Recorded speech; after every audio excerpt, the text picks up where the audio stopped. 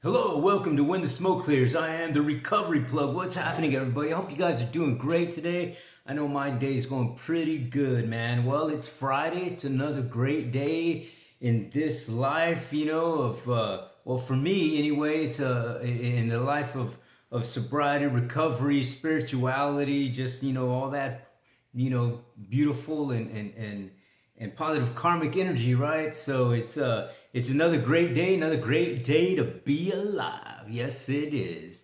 Well, check this out, man.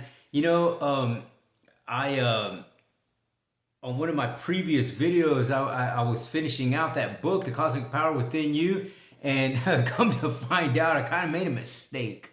So I'm gonna kind of, fix that, and the mistake was that I forgot a chapter. So and it was the final chapter here. I thought it was 17 chapters in the book, but it's 18. So hey, you know what? I'm gonna give you the 18th chapter, and we'll dig into it, see what's happening with it, see if it connects with you, and see if it helps out. You know what I mean? And I'll read it and I'll give you a little summary about it. I'll talk about how I feel that it relates to my personal experience, and see what happens. You know what I mean? I hope that it today, that chapter 18, maybe somebody out there needs to hear that chapter 18. Maybe something in that chapter 18 has got a message for you to hear.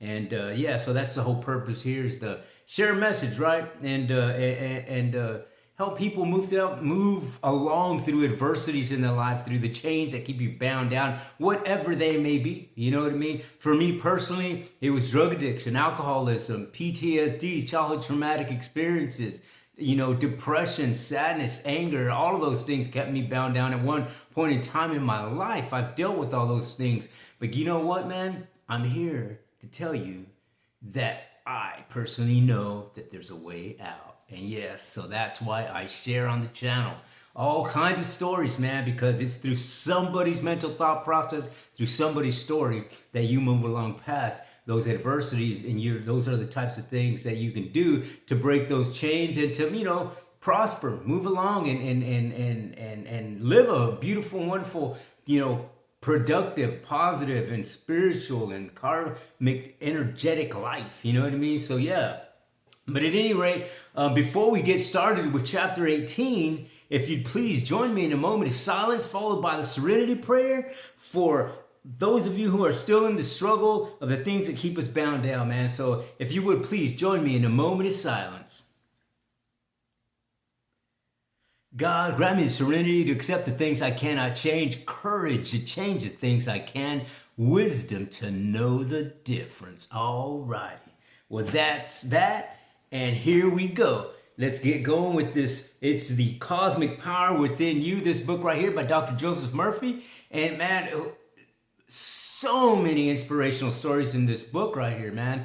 It's got, different types of adversities, different types of problems that people, this book was written in 1968, man. And the stories that are in this book are stories that people talked to Dr. Joseph Murphy about, and he gave them some advice on how to, live your life through that cosmic power with, so those are the types of stories that are in there. But you know what's crazy about that, man? That this book was written in 1968, and here in the year 2025, those things still are plaguing people. Those still are the struggles that people have today, man. But you know what? This guy, Dr. Murphy, he knew something, man. He knew there was something or another that he adopted from all these indigenous folks that came before him from, way back when, thousands and thousands of years ago, that they had this energy, man, that they communicated with the divine presence of that karmic energy that comes from the divine universe, man. And that is the connection that you need to make to prolong and to not to prolong, but to progress in your life. If you're bound down to something, if something's got them chains on you, man, this book right here, very informative. Dr. Murphy knew what he was talking about, man, because he adopted a lot of the practices that the indigenous use, and that goes from the indigenous in Egypt, the indigenous in Asia, the indigenous in here in North America, the indigenous in Mesoamerica. So, the Aztecs, Mayans, Incas, all of those, you know what I mean? He's got a little bit of everybody's insight and how they did it. And, it's just amazing. It's beautiful to me because ultimately that cosmic power is the cosmic power of the divine. You know what I mean? And for me, everybody can interpret the divine in however they want. You know what I mean? Because in ancient times, every indigenous people interpreted the divine presence, that divine energy, in their own way. You know what I mean? But ultimately, they all believed that there was one. And, for me, that one is God. And, these stories here, I can connect with them. You know what I mean? And I hope you do too. So what we're going to do is get into it. You know what I mean? We're going to get into chapter 18, see what it's got to say. Hopefully it's got some good informative information for you and for me as well, because I've never read it before. So here we go. And but first of all, right before we do all of that, I can't read nothing with these on. So let's take these off and replace them with the professor look. Yes, smart. All right, here we go, man. Chapter 18, and it's titled, Let Cosmic Power Work Wonders for You. And it goes on to say, the cosmic law of your mind is an impersonal regulation and is no respecter of persons. But when put into simple words, the law indicates that what you think, you create. What you feel, you attract, and what you imagine, you become. Man, it starts off powerful, doesn't it? That's amazing to me. Okay, it goes on to say the laws of mathematics, chemistry, physics, electricity are all equally impersonal and no respecter of persons. If you do not understand the laws of electricity regarding its conductivity, insulation, and the fact that it flows from higher to a lower potential, you could easily electrocute yourself.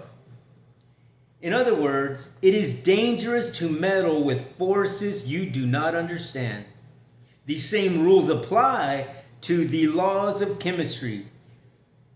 You should learn about atomic weights and powers of valence and the laws of attraction and repulsion. And as you make a deep study of organic and inorganic chemicals, you would be able to blend marvelous compounds and bring forth new discoveries which would bless humanity in countless ways. If you make a mistake in addition, you will experience the results of that error. It goes on to say, action and reaction are universal characteristics throughout all nature. Another way of stating this is to point out that the thought you feel as true is impressed on your subconscious mind, the law, and your subconscious expresses whatever it impressed upon it, good, bad, or indifferent. If you think good, good follows. If you think evil, evil follows. For example, if you are opening a new business today, begin with faith and confidence that the success is yours because you were born to succeed. Claim the wisdom, power, and intelligence of God and moving on your behalf, and the reaction will be that you will become a tremendous success and your business will go ahead by leaps and bounds. The law is that the beginning and the end are the same. You began with an attitude of confidence and your vision was on success, triumph, and accomplishment, and you experienced the automatic and mathematical response of the law, as the reaction is always the exact reproduction of your conscious thought and feeling. Man, that is amazing right there. You know what? And just to pause for a second right there, that to me, in my opinion, explains the fact that if you pray, if you chant, if you ask, through that divine energy and into the divine matrix, if you ask for something, this is what it's talking about, that you will get what you ask for. In other words, if you put in positive and spiritual things and into your life, into your thought process, well, then guess what you're going to get in return if you do this on a repetitious basis? You're going to get exactly that. It's never, I've never heard of you putting positive, and getting back a negative. That just is, it doesn't work. The law of the physics, science, mathematics, the philosophies of the theologian, all of that stuff, it makes sense in that way. You know what I mean? So let's continue. The next story is how a wife reclaimed her husband's love. A woman complained to me that after 20 years of happy marriage, her husband had gone astray.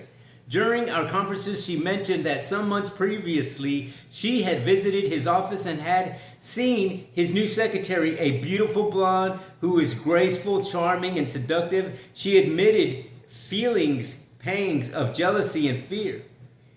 I asked her if she had been fearing the picturing her husband as being interested in the girl, and she said yes. I elaborated on what she was doing and explained to her that her thoughts and her mental imagery and her husband's strain had been conveyed subconsciously to her by and they were impressed also on her own subconscious mind, as there is no one subjective mind, and what she feared most inevitably came upon her. The intensity of her thoughts and her mental pictures were so strong that she actually accelerated her unfortunate marital condition. She had been using the law of her mind in a very negative way, and she had experienced the corresponding results. Consequently, at my suggestion, she talked over the whole situation with her husband and told him what she had been doing mentally. He in turn admitted his infidelity and decided to give up the other woman, and the bonds of love with God's blessings united them. Her husband had had known nothing about the laws of mind, but he is now studying the power of your subconscious mind and applying it assiduously in everyday life. Her success came from using the following scientifically worded prayer night and morning. And it goes like this. It goes, I know that my husband is receptive to my constructive thought and imagery. I claim, feel, and now that at the center of his being is peace. My husband is divinely guided in all ways. He is a channel for the divine. God's cosmic love fills his mind and heart. There are harmony, peace, love, and understanding between us. I picture him as happy, healthy, joyous, loving, and prosperous. I surround and enfold him with the cosmic circle of God's love, which is impregnable, impervious, and invulnerable to all negations. Following the constructive use of the cosmic law, her mind ceased its turmoil and resumed its natural state of peace. And the sacred bonds of marriage now reign supreme between husband and wife. The next story is titled, He Said, This Is My Fifth Divorce. What's wrong? A man apparently in a state of desperation asked me how to throw light upon his marital problems because, as he said, I have married 5 times successively, hoping to get a good wife, and now I want a divorce from my present wife. I thereupon emphasized the cosmic law of mind and pointed out that the law of his mind is absolutely just and eminently fair in his manifestations, e.g., it is the nature of an apple seed to bring forth an apple tree. Likewise, it is the law of life that man invariably and inevitably reproduces in all phases of his life, the exact duplicate of his inner nature.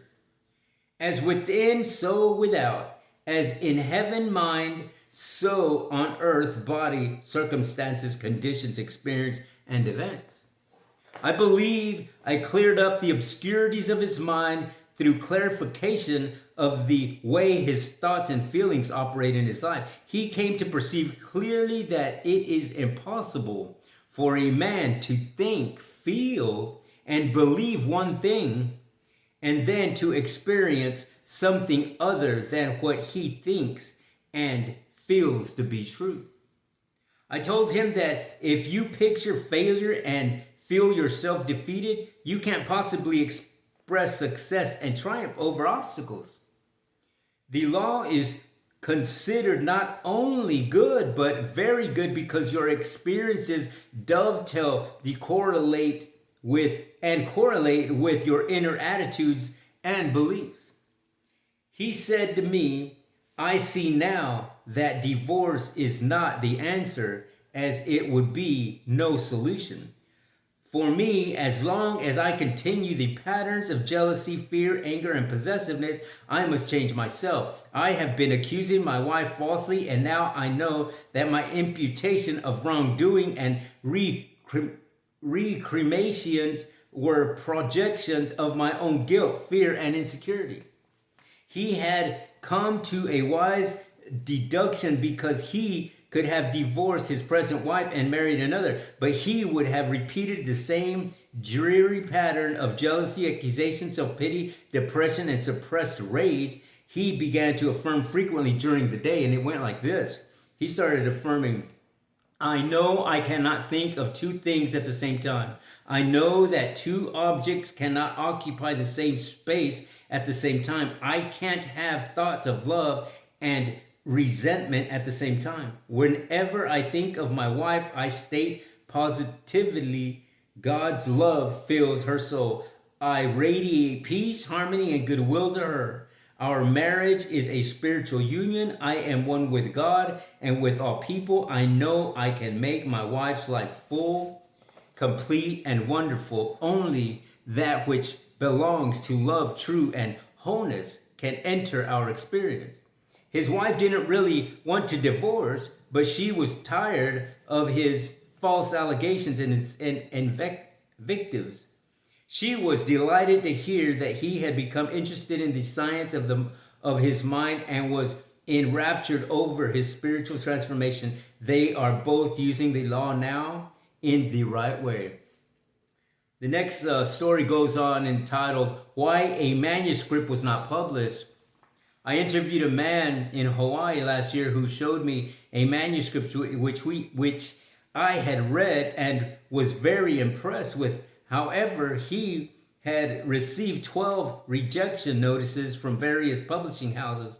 Now, this was a perfect working of the law of his mind, as our success of our failures or our soundness of body or our afflictions are the exact manifestations of our state of consciousness, which is the way we think, feel, believe, and whatever we give mental consent to.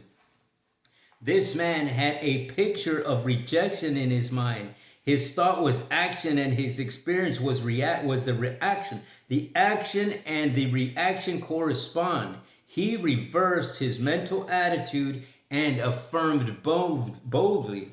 And he affirms this. It goes, Infinite cosmic intelligence reveals to me the ideal publisher who will accept my manuscript, publish it, and promote it in divine order. I accept this idea completely in mind. I know that my mind is like my motion picture projector. If I don't like the picture reflected on the screen, I can change the film and project a new scene. Likewise, I know that the content of my mentality are always dramatized and portrayed in my objective world. I know that my thought and feeling predict my future. I now enthrone in my mind constructive thoughts of harmony, divine guidance, and right action. I am conscious of my true worth, and I have a deep, abiding respect for the divinely within which shares my ends. I know that the infinite intelligence of my subconscious mind responds to my habitual thinking, and whenever fear thoughts come into my mind, I claim silently it is God in action in all phases of my life, bringing all my desires to pass at the right time and in the right way.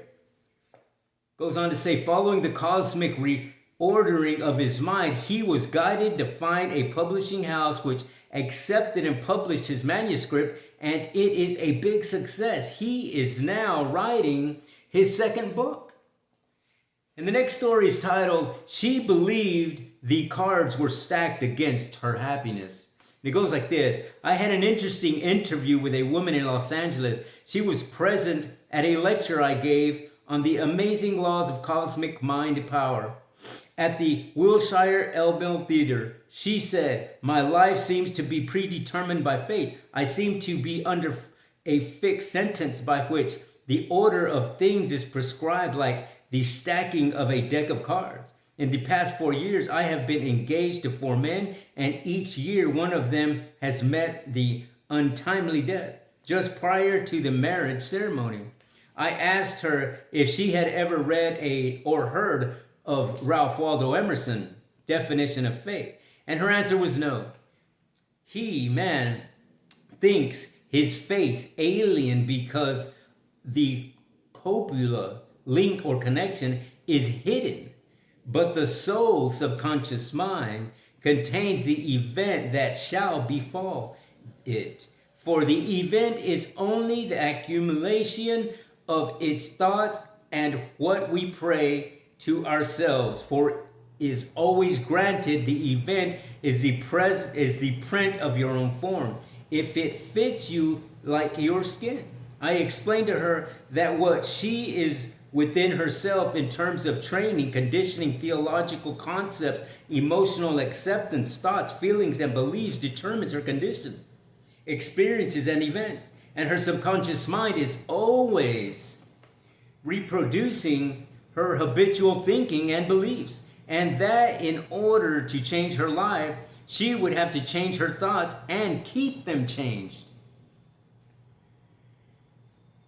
I elaborated on the fact that after all she did not control the lives of other men and women, and that if her fiancés, acquaintances, mother, father, or friends died or suddenly passed on the next dimension of life by an accident or by another tragedy, she was not to blame, as each person demonstrates and manifests his own state of consciousness.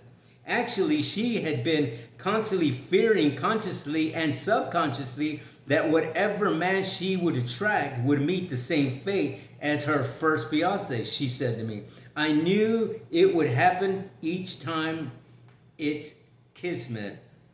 She began to comprehend the law of her mind and what she had been doing to herself. Job truly said, the thing which I greatly feared is come upon me. Let me read that again. It says, Job 3:25, this motion or actions of her mind have taken away from her the sense of happiness, well-being, and fulfillment of her dreams, and she had attracted men whose conscience had reached the point of transition to the next dimension of life. She reversed her mental attitude and affirmed boldly. This is what she affirmed. I know that two unlike things repel each other. I walk and talk with God. I believe that God is guiding me and that the law of harmony is always governing me. I know that discord and harmony do not dwell together. I know that I can't cry and laugh at the same time. I know that when I claim, feel, and believe that God loves me and cures me and that He guides and directs me, I can't be on a train that is wrecked because divine law and order govern my life. Likewise, as I walk in the light of God's love, knowing that I am attracting a wonderful man who harmonizes with me perfectly, spiritually, mentally, and physically, I know the law responds accordingly. Having met him within, I must meet him in the without. For this is the law of my mind, and I know it. It is accomplished in the divine mind now. It goes on to say, at the end of a few weeks of meditation with the cosmic power along the above lines, she met a dentist who subsequently proposed to her, and I had the joy and pleasure of performing the marriage ceremony. She had relapsed her fear and faith and confidence, and she has discovered that wonders happen when you use the cosmic law righteously. Next story goes on entitled, He Prayed and Worked Hard but Didn't Prosper. A young executive complained that he regularly prayed using a formula in your infinite power to be rich, and that he believed what it said, but that he got no results. This young man's trouble was that he was stealing from himself. He admitted to me that he was envious of one of his associate promotions and increased salary, and he also coveted his boss' immense wealth, mental acumen, and sagacity. He listened avidly as I informed him about the cosmic law that no one can break. Cosmic law is an infallible, immutable, changeless, and eternal law within man's heart, subconscious mind. Every thought that is beginning of action intends to manifest itself, evoking or corresponding reaction from the subconscious mind. The Bible says in the chapter 20 of Exodus, "Thou shalt not covet," which means that in his case, he was envious inordinately and wrongfully of that which belonged to others. This was a mood of loss, lack of limitation in himself, and according to the law of the mind, it attracted more loss, such as loss of prestige, vitality, and promotion, and in general, he was impoverishing himself. I pointed out to him that he could attain nothing in life without establishing a mental equivalent in his mentality, and that there is no such thing as a free lunch or something for nothing, but that he must claim, feel, and mentally accept his good to the point of his own conviction, and only then will his good automatically follow. He realized that he had been stealing from himself wealth, health, peace, and prosperity by his own thoughts of envy, jealousy, and covetousness. His thoughts were correspondingly made manifest in his job, his pocketbook, and in all phases of life. Joyful satisfaction came to him as he prayed regularly, systematically, and judiciously in the following manner. And the prayer goes like this. He prayed, "I sincerely wish success, happiness, peace, wealth, and prosperity for all my associates and for all men everywhere. I rejoice their promotion, success, and advancement. I now dwell on the omnipresence and omni-inaction of God. I know that this infinite cosmic wisdom guides the planets on their courses. I know this same divine intelligence governs and directs all my affairs. I claim and believe that divine understanding is mine at all times. I know that all my activities are controlled by the indwelling cosmic presence. God's wisdom, truth, and beauty are being expressed by me at all times. I, all-knowing one within me, knows what to do and how to do it with cosmic power. My business or my profession is completely controlled, governed, and directed by it. Divine guidance is mine." He goes on to say, whenever the thought of envy, jealousy, and covetousness came to his mind, he affirmed, "I wish for him or her all the blessings of life." After a while, the negative thoughts lost their momentum, and he reconditioned his mind to let cosmic power work for him. He has since won a marvelous promotion. The next story is titled, "He Wanted to Outlaw War by Passing a Law." And it goes like this. While I was giving a series of lectures recently in Palm Springs, a man in a hotel where I was staying asked me to sign a paper outlawing war. He said that he had 20,000 signatures so far and that he expected to obtain millions of signatures. Then he was going to submit them to Congress and insist that they pass a law outlawing war and influence other nations to do the same. All this is so much balderdash and folderol.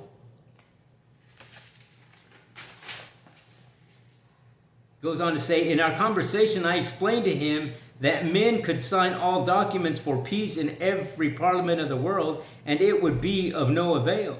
History shows and proves that many governmental decrees or formal agreements and pledges for peace have been signed and by numerous nations, but often before the link wherewith they were written could dry, they were broken. Parliaments and legislators of the world cannot legislate peace, harmony, security, abundance, or love of neighbor. All of these are ordained by legislated in the minds and hearts of man.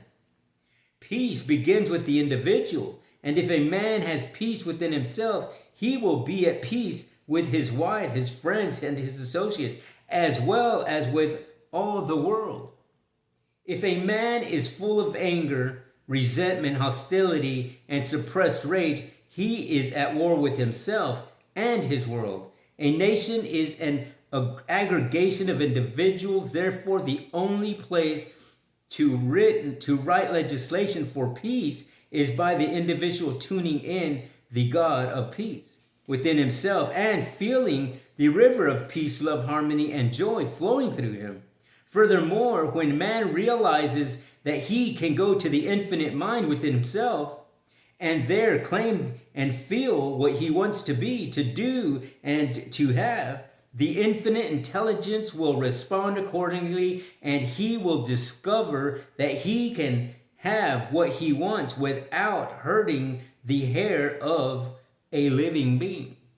Furthermore, I added, the war is caused by fear, hate, greed, revenge, anger, and lust of men, and that this is why man's inhumanity to man makes countless thousands mourn. The next story is titled, Why doesn't God stop wars if God loves? And it goes on to say, this was another question propounded at one of my lectures. One woman said, if God is love and if he is all good and all wise, why doesn't he stop war, crime, murder, and rapine? Why does he permit thousands and millions of children to die of hunger and countless and thousands to become crippled and maimed by the ravages of war? She seemed to be angry at God. The answer is very simple. God is the universal being, the cosmic power, the supreme and infinite intelligence working a cosmic scale, or from the standpoint of the universe. The law, simply stated, is that the universal can act on the plane of the particular or individual by becoming the individual. In other words, God rules the world and acts solely on the cosmic plane, moving as unity, harmony, rhythm, order, beauty, and proportion. The only way God can work through you is through your thought, feeling, and mental imagery. You have volition, choice, and initiative if you have freedom to become a murderer or a holy man. Otherwise, you would not be an individual. You are not compelled to be good or holy. You have freedom to choose harmony, peace, joy, love, abundance, and all the blessings of life. You are not compelled to love your husband or your wife. You said, I choose him or her from all the others in the world. Choose you this day whom ye will serve. That's in Joshua 24:15. As long as a man remains emotionally immature, and while he harbors resentment, ill will, jealousy, hate, anger, he is at war with himself and with others. Multiply the one man and you have a nation. The law of God governs the individuals, the nation, and the world. God can't stop wars, crime, disease, discord, and accidents. All judgment is given to the Son, which means your mind. You judge yourself by the way you think. You are the one to initiate peace in your own mind and heart, and then your world will be at peace. There is no one to change but yourself. And you can start now.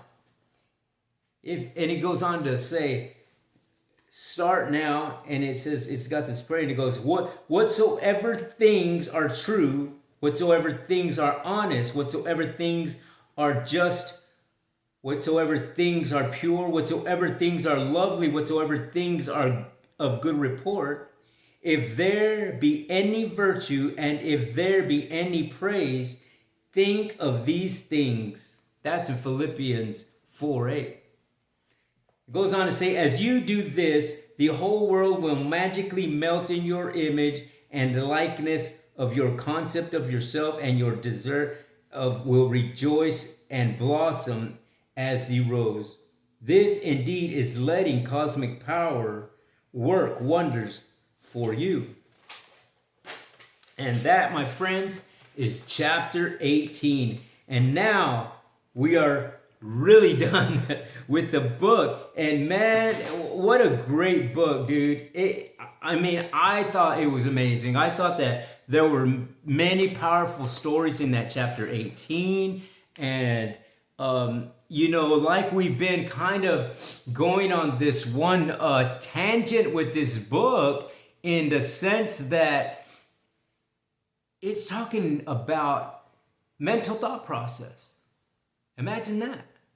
You know what I mean?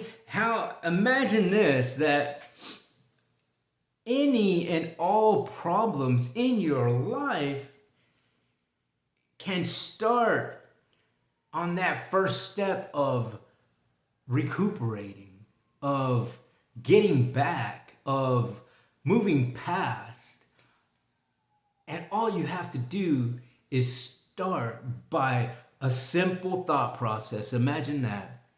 And that's basically what it boils down to. I don't care what it is that you're trying to do in your life, whatever you want to do, whatever you're trying to accomplish, it doesn't matter.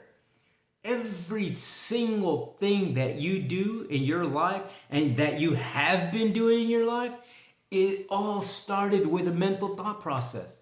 You know what I mean? And what it's saying is that if you put into your mental thought process positive, spiritual, and divine karmic energy, then guess what's going to happen? That is exactly what you're going to start receiving. You know what I mean? How amazing is that? And how easy does that sound? You know what I mean? Because it sounds pretty easy to me, but the kicker here is that we live in such a toxic world, just like the woman was crying about, why does God allow wars and diseases and people dying and people being addicted to drugs and women getting beat and children getting neglected and all of that kind of stuff. Why is that allowed? You know what I mean? And it's allowed because of the mental thought process of people. You know what I mean? Whoever's doing the bad actions, their mental thought process isn't positive, spiritual, with good karmic divine energy. I can guarantee you that. You know what I mean? So that's where it starts.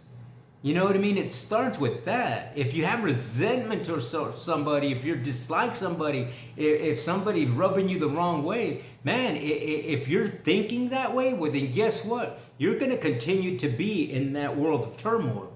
And that's pretty, to me, that it's just like black and white. You know what I mean? It's just like seeing a hot pan on a stove, and you need that pan, but it's hot. You're not going to touch it. You know what I mean? And if you do, there's going to be a consequence. You're going to have, some burnt fingertips. And it's the same thing with the things that are going on in your life. If you continue to dwell into that negative, fearful, and dark thought process, well then guess what? That's exactly what's going to happen. That's exactly where you're going to dwell. You know what I mean? It's not going to change. Things are not going to change for you. You know, I hate to be the bearer of bad news, but if you're depressed, if you're, angry all the time, if you're just resentful, if you think your life's going nowhere, that you got dealt this bad set of life cards and why me, why me, why me? Well, then guess what? You're going to stay in that why me, soup of misery. And I know this to be true because I was there, man. I was there at one point in time in my life. I've been in that soup of misery, in this soup that just was this nasty, the whole freaking thing. It didn't matter what I was doing in my life. It was always fearful, dark, and negative. You know what I mean? And it wasn't until I changed my mental thought process to just become spiritual, positive, and with good karmic energy, man. I tell you what, dude, my life spinned around in a quick minute, and it wasn't my doing. It didn't spin around as fast as I was spinning it. It spinned around according to the cosmic energy and laws of my divine, energies in God and the power that you and I are able to tap into. You know what I mean? When you tap into that divine matrix, man, I tell you what, dude, you're gonna you'll start seeing a whole, man. It's gonna be like having these lenses of just like, wow, I wish I would have done this a long time ago. You know what I mean? And I've been on a journey, man, for the last almost 2 years that I'm just I'm learning. You know what I mean? I'm learning more. Every day I learn something new, man, because I feed my brain, man. I feed my thought process a bunch of spiritual, positive, and just encouraging things. And, that's why I do the channel, man, to share, you know what I mean? To share, because I've been there, man. I've been stuck in a park bench, not knowing where I'm going to sleep at night or where I'm going to get the next meal. You know what I mean? I've been in that situation. I've been in the motel rooms, just there, drugging it up and then drinking it and just doing stupid, just dark and chaotic things. You know what I mean? I've been in that life in the streets, selling drugs and doing all that kind of crazy stuff, man. And when I was doing all of that stuff, man, I tell you what, I hated every day that I was there. But you know what? There's one thing that I do know is that while I was there, my mental thought process was fearful, negative, and dark. That was a for sure thing. You know what I mean? It was fearful, negative, and dark, and I didn't give a shit about myself, much less anybody else. You know what I mean? At that point in my life, I was just in this just like I don't care mode. You know what I mean? And I'd hate for you to get there. You know what I mean? If things are not going good in your life, I'd hate for you to do that. I'd hate for you to go through those passages that I went through. So that's why I share the stories, man, of my personal experiences of other people, so that you don't have to go through that, because I'm here to tell you there's a way out. There's a way to live your life through a spiritual and divine cosmic energetic nature that is way better than living in a negative, fearful, and dark way, man. You know what I mean? And it's not easy. And I'm not going to sit here and tell you that, I'm not going to sugarcoat it and tell you that, hey, you know what? It's really simple. Follow these steps and you'll get there. No, I'm not going to tell you that, because it's not that way. You know what I mean? But I am here to tell you that it is possible, dude. It's possible because I've been there and I've done that. And by changing your mental thought process, doing things on a repetitive note, man, is very, very key. But anyway, that's gonna be it, man. Chapter 18 was great. It was great, man. Informative, I believe, and I could connect with that chapter, man. It was really positive, man. And I got chills, reading some of those stories, because they remind me of things, that I've experienced. And I hope that you guys got something out of it. I hope that it helps you guys in some sort of way. I really appreciate you guys watching this video podcast, man. I really do. At this time, man, if you please hit the thumbs up, shoot me a comment if you want me to talk about anything. I'll be more than happy to. And just know that when you do hit that subscribe button, it doesn't cost you a thing, brother. It don't cost you a thing, but you know what? You'll be helping out another veteran, another homeless person, another person dealing with PTSD, childhood traumatic experiences, depression, anger issues, sadness, suicidal thoughts, all of those things, my friends, because I've dealt with those things at one point in time in my life. And guess what? I know a way out. So yeah, please subscribe to my channel, man. And I guess that's going to be it for today, man. So again, thank you. God bless. And we'll see you next time on When the Smoke Clears. I am the Recovery Plug.